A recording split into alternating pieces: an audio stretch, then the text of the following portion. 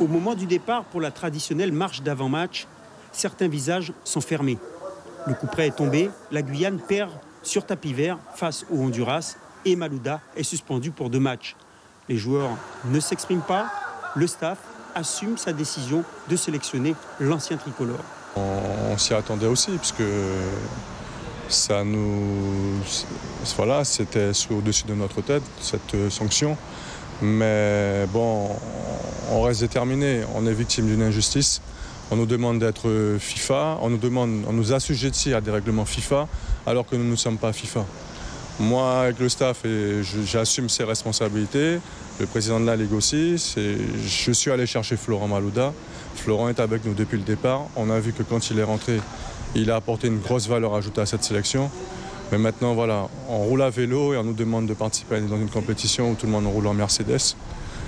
Ça fait partie du jeu, mais on va se battre jusqu'au bout parce qu'on est vraiment victime d'une injustice. La meilleure réponse, ça sera le terrain ce soir. Et le terrain, il faut s'attendre à des changements avec Hugues Rosimé, qui palliera l'absence de Kevin Riemann, suspendu pour 2 cartons jaunes.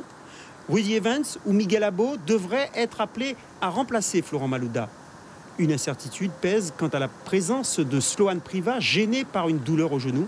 Ce matin, Jair Karam laisse encore planer le doute sur la composition voulant impliquer l'ensemble de son effectif. On va présenter une équipe autour de 23 joueurs, celle qui sera le plus déterminée, puisque c'est le mot qui est à la mode.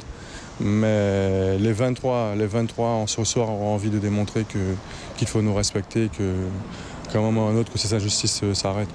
Nous, on reste sur le domaine sportif.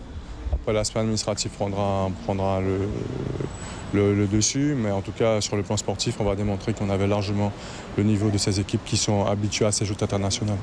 Avec 0 point pour 2 matchs et un goal average de -5 buts, les Yanadoko sont quasiment éliminés de la compétition.